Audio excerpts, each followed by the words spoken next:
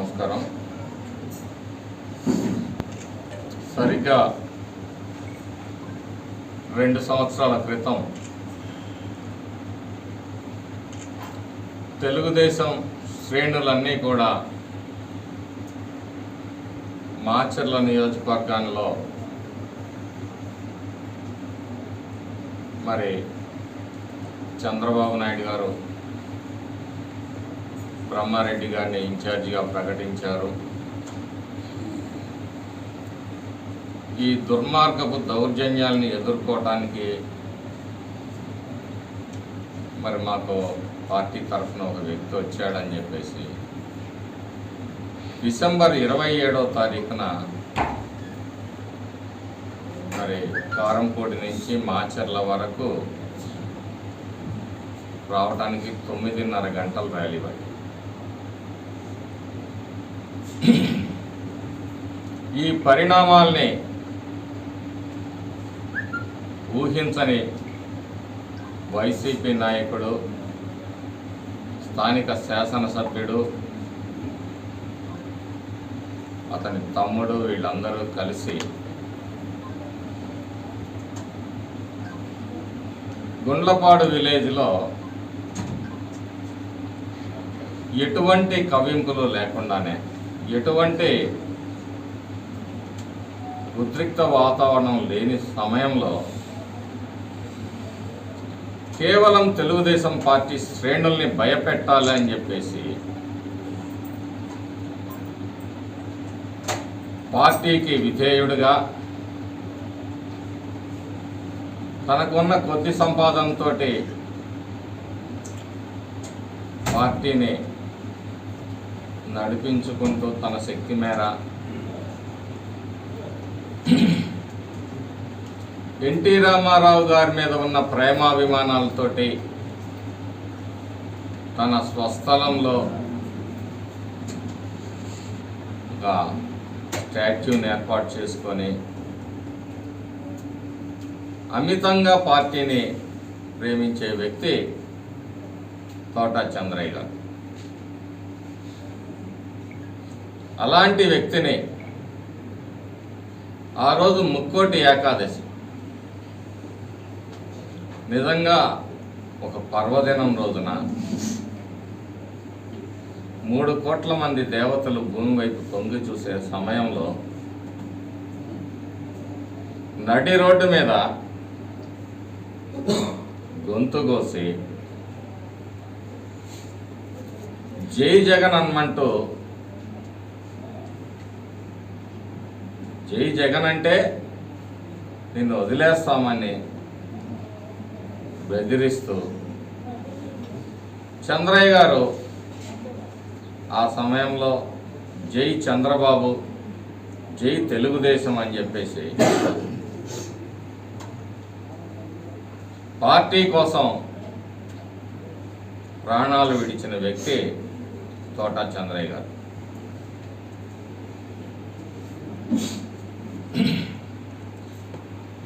ఈ జగన్మోహన్ రెడ్డి అరాచక పాలనలో ఈ పిన్నెల్లి రామకృష్ణారెడ్డి దుర్మార్గం, దౌర్జన్యం, దోపిడీ, అదిరింపులు, బెదిరింపులు తప్పితే అభివృద్ధి లేని, అభివృద్ధి పట్ల, సొంత అభివృద్ధి పట్ల తప్పితే ప్రజల అభివృద్ధి పట్ల ఏమాత్రం చిత్తశుద్ధి లేని ఈ పిన్నెల్లి రామకృష్ణారెడ్డి నాయకత్వంలో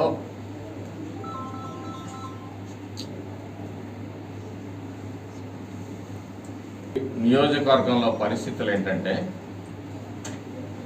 ఆ రోజు తోటా చంద్రయ్య చంపుతూ జై జగన్ అని చెప్పేసి అనలేదు అని చెప్పేసి, అన్నా అనకపోయినా గొంతుకు వస్తారు. ఆ విషయం తోటా చంద్రయ్య గారికి తెలుసు. చనిపోయే ముందు ఈ రాష్ట్ర ప్రజలకి ఒక స్ఫూర్తినిచ్చాడు. ఈ వైసీపీ నాయకులు స్టేట్మెంట్ ఇస్తారు. తోటా చంద్రయ్య, వైసీపీ నాయకులు ఏంటి, శాసనసభ్యుడు మాట్లాడతాడు, తోటా చంద్రయ్య హత్యతోటి మాకు సంబంధం లేదు అంటాడు.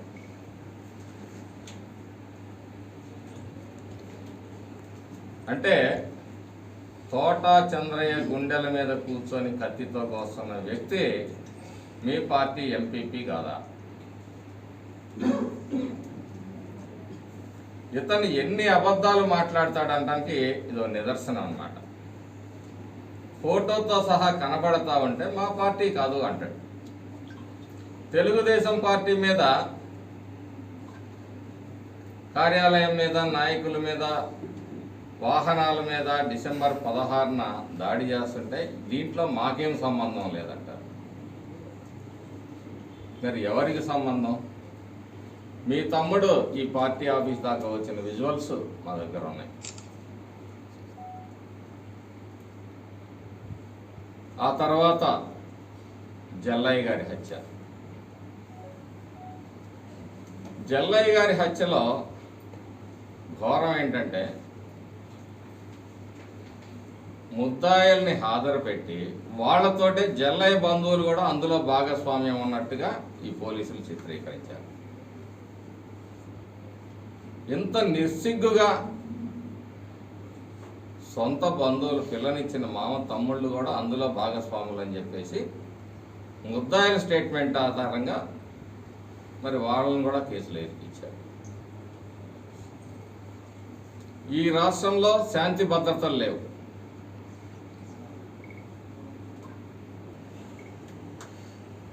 ఈ రాష్ట్రంలో మానవ హక్కులు లేవు. ఇటువంటి దుర్మార్గమైన పరిపాలన రాష్ట్రంలో నడుస్తూ ఉంటే ఈ మాచర్ల నియోజకవర్గంలో ప్రత్యేకించి రాష్ట్రంలో ఎక్కడా లేని విధంగా దోపిడీలు, దౌర్జన్యాలు, దుర్మార్గాలు, వేధింపులు, సాధింపులు, వసూళ్లు ఇవన్నీ మాచర్ల నియోజకవర్గంలో నడుస్తూ ఉన్నాయి. ఈ సందర్భంగా తెలుగుదేశం పార్టీ కార్యకర్తలు, నాయకులకు ఒకటి చెప్తున్నాను. మనం యుద్ధంలో దిగాం. ఒక రకంగా చెప్పాలంటే 3 వంతుల యుద్ధం అయిపోయింది. ఇక 1 వంతు మాత్రమే ఉంది. 2 సంవత్సరాలు ఎన్నో కష్టాలు, నష్టాలు, బాధలు, వేదనలతోటి ఈ పార్టీని గుండెల్లో పెట్టుకొని నడిపించారు. ఒక రాజకీయ పార్టీగా 40 సంవత్సరాలు తెలుగుదేశం పార్టీని ప్రజలు ఆదరించారు.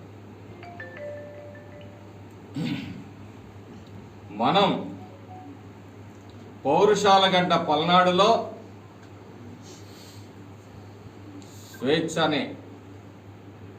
అనే జెండాని ఎగరేయాలి. శాంతి కపోతాన్ని ఎగరేయాలి. ఈ దోపిడీల్ని, దుర్మార్గాల్ని అరికట్టాలి. ప్రజల హక్కులు కాపాడబడాలి. ప్రజల ఆస్తులకి, మాన ప్రాణాలకి రక్షణ ఉండాలి. దీనికోసం 40 ఏళ్ల రాజకీయ పార్టీగా ఇది మనందరి బాధ్యత. ఈరోజు మనం అధికారం కోసం పోరాటం లేదు, హక్కుల కోసం పోరాడుతున్నాం, విలువల కోసం పోరాడుతున్నాం, మన ఆత్మ గౌరవం కోసం పోరాడుతున్నాం. ఇన్నేళ్ల రాజకీయాల్లో మనం ఎన్నో పార్టీలు వస్తున్నాయి, పోతా ఉన్నాయి. పల్నాడు ప్రజలందరినీ నేను సూటిగా అడుగుతా ఉన్నాను, ఇటువంటి దుర్మార్గ పరిపాలన, ఇటువంటి అరాచక శక్తుల్ని మీరు ఎప్పుడైనా చూసారా?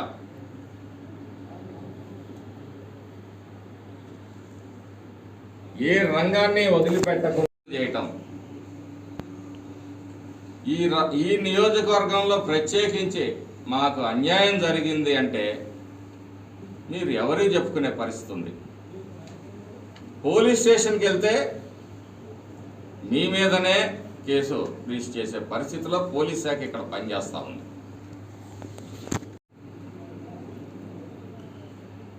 మరి చదువుకున్న విజ్ఞానులు కూడా ఈ రకమైన దిగజారుడుతనం వ్యవస్థల దిగజారుడుతనం. పాయింట్ ఆఫ్ కేసులు అంటే తెలుగుదేశం పార్టీ వాళ్ళని పిలిచి కాంగ్రెస్ పార్టీ వాళ్ళు ఎవరన్నా ఉంటే 10 పేర్లు చెప్పండి అనేవాళ్ళు. అలాగే కాంగ్రెస్ పార్టీ వాళ్ళని పిలిచి తెలుగుదేశం వాళ్ళు 10 పేర్లు చెప్పండి, ఎవరైతే మీకు అనుమానం ఉందో శాంతి భద్రతలో ఒకవేళ ఎన్నికల రోజున విఘాతం కలుగుతుందేమో అనే దానికోసం ముందస్తు చర్యలుగా తీసుకోవడానికి వాళ్ళని వీళ్ళని వాళ్ళు అడుగుతారు. ఈరోజు ఇక్కడ అధికారులు ఏం చేస్తున్నారు? 2 వైపులా వైసీపీ లిస్టులే, వైసీపీ నాయకుడే 2 వైపులా లిస్ట్ ఇస్తాడు.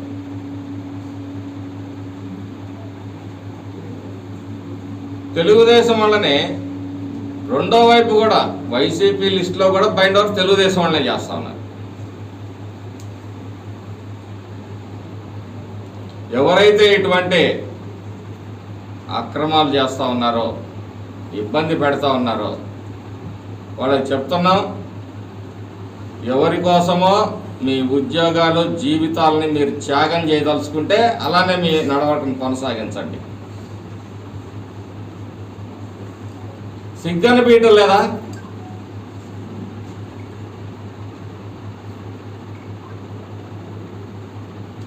గుచ్ఛం నీచం అనేది లేదా? ఆ గ్రహించే జ్ఞానం కూడా మీకు చదువు ఇవ్వలేదా? ప్రతినిత్యం పౌరుషాల గడ్డ ఈ పల్నాడు ఒకవైపు శాసనసభ్యుడు అనుచరులు వాళ్ళ దాడులతో భయపడతా ఉంది, అంతకుమించి ఈ పోలీస్ శాఖ, రెవెన్యూ శాఖలు ప్రజల్ని అడ్డగోలుగా ఇబ్బంది పెడుతూ భయపెడతా ఉన్నారు.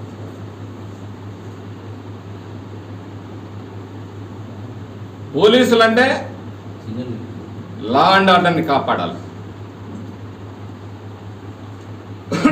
పోలీసులే అన్నీ. పార్టీ ప్రచారకులు పార్టీ కండవాలు కప్పుకోండి, రకరకాల అబద్ధాలని కూడా మా పార్టీ వాళ్ళని లోపలేసి వాళ్ళకి ఇంజెక్ట్ చేసే ప్రయత్నాలు చేస్తా ఉన్నారు. నేను అడుగుతా ఉన్నాను, గుండ్లపాడులో తోటా చంద్రయ్య గారి మర్డర్ జరిగిన తర్వాత వాళ్ళు ఊర్లో ఉంటే వాళ్ళ మీద తప్పుడు కేసులు పెట్టి వరుసగా 1కి 2 పెడితే వాళ్ళు గ్రామాన్ని వదిలిపెట్టి ఈ కేసుల బారి నుంచి తప్పించుకోవడానికి వాళ్ళు గ్రామాలు వదిలిపెట్టే పరిస్థితి. మొన్న గొట్టిపాడులో గొడవ జరిగితే వాళ్ళని ఊర్లో పోవటానికి వీల్లేదు, ఆత్మకూరు ఎస్సీలో ఊర్లో పోవటానికి వీల్లేదు, జంగమేశ్వరపాడు బీసీలు ఊరు వదిలిపెట్టిపోయారు. మరొక్కసారి ఈ శాసనసభ్యుడు ఎమ్మెల్యే అయితే ఈ మాచర్ల నియోజకవర్గంలో ప్రజలందరూ కూడా ఊర్లో వదిలిపెట్టుకోవాల్సిన పరిస్థితులు వస్తాయి. ఈరోజు ఒకళ్ళకి జరిగింది అనుకుంటున్నారు, అడ్డగోలుగా ఆస్తులు ఆక్రమిస్తున్నారు, అడ్డగోలుగా వారికి. ఈరోజు కనీసం నీ ఆస్తి నువ్వు అమ్ముకోవాలంటే రిజిస్ట్రేషన్ ఎవడిగా అనుమతి కావాలి, నీ పిల్ల పెళ్లి చేసుకోవాలి, నీ పిల్లకి ఇవ్వడానికి, నీ ఇంటికి ఇవ్వడానికి చుట్టాలు పిలుచుకోవాలంటే వాళ్ళ అనుమతి కావాలి. వాళ్ళకి నచ్చని వాళ్ళు నా పెళ్లికి కూడా పిలవకూడదు. ఒక డీజేనో లేకపోతే ఒక పాట కచ్చారో ఏదన్నా సరదాగా పెట్టుకోవాలంటే వీళ్ళ అనుమతి కావాలా? మరి ఈ వైసీపీ నాయకులందరూ మరి గతంలో ఎవడు అనుమతి తీసుకొని పెట్టుకున్నారు? వేధింపులు ఏ స్థాయిలో ఉన్నాయి? రైతు పాస్ పుస్తకాలు కావాలంటే డబ్బులు కట్టాలి. ఇది రైతు పార్టీ. ఈ సమావేశంలో నేను సూటిగా అడుగుతున్నాను, మీరు కాదు, మీ నాయకుడు కాదు, మీ అధినాయకులు కాదు, ఎవరైనా సరే మేము మా పార్టీ నాయకుల్ని మేము వేదిక మీదకు తీసుకొని వస్తాను. నేను మీరు మాట తప్పను, మడము తిప్పను అని చెప్పేసి అన్న మాటలు అబద్ధాలు అని చెప్పేసి మేము రుజువు చేస్తాం. మీరు ఇచ్చిన వాగ్దానాలన్నీ, మీరు నెరవేర్చిన వాగ్దానాలన్నీ, మీరు తప్పిన వాగ్దానాలన్నీ, మీరు దోచిన సొమ్మెంత, మీరు మీ ప్రజల నడ్డి విరిచింది ఎంత, మీరు ప్రజల మీద మోపిన భారం ఎంత.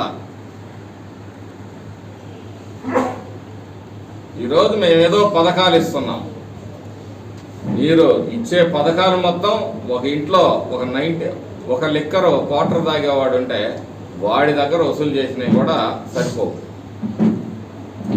దానికన్నా తక్కువ మీరు పంచేది. ప్రజల్ని మోసం చేయటంలో వీళ్ళు అగ్రగణ్యులు. కాబట్టి ఈ సందర్భంగా తెలుగుదేశం కార్యకర్తలు నాయకులందరికీ కూడా చెప్తున్నాం,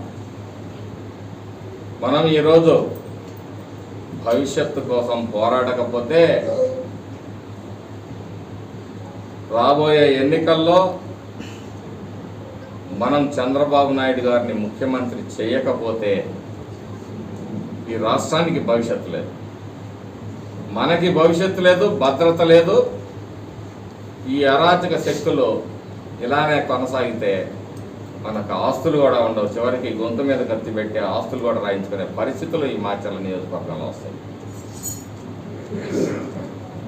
కాబట్టి సోదరులారా, ఇన్నాళ్ళు కష్టపడ్డారు, చంద్రయ్య గారు లాంటి త్యాగం మనం చేయలేకపోయినప్పటికీ మన శక్తి మేర ఈ పార్టీని, తెలుగుదేశం పార్టీని విజయపథంలో నడపడానికి రానున్న 2-3 నెలలు చాలా కీలకమైనవి. కాబట్టి దీన్ని దృష్టిలో పెట్టుకొని మీ అందరూ కూడా పనిచేయాలి. ఇక్కడ చనిపోయింది తోటా చంద్రయ్య బీసీ, అక్కడ చనిపోయింది జల్లయ్య బీసీ, ఆత్మకూరు ఎస్సీలో ఊర్లో వదిలిపెట్టిపోయారు.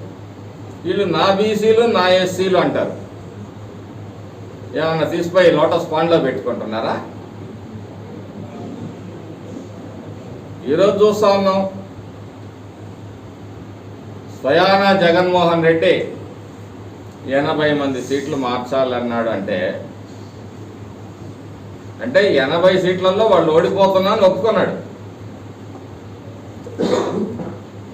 సో మిగతా 70 సీట్లలో ఇంకొక 80 సీట్లలో మార్చలేని పరిస్థితులు కూడా ఉంటాయి కొన్ని చోట్ల. వైసీపీ ఖచ్చితంగా రాబోయే ఎన్నికల్లో ఓడిపోబోతుంది, ఇది 100%. కాబట్టి తెలుగుదేశం నాయకులు కానీ, కార్యకర్తలు కానీ, న్యూట్రల్స్ కానీ గెలుస్తున్నామనే అత్యుత్సాహం కాకుండా గెలిచే వరకు పోరాటం చేయాలి. ఈ దుర్మార్గ పరిపాలన అంతం చేయాలి. ఈ పల్నాడులో మళ్ళీ మీ దేవురంటే మాది పల్నాడు అని చెప్పి మీసం మెలెత్తి చెప్పే విధంగా మరి పరిస్థితులు తయారవ్వాలి.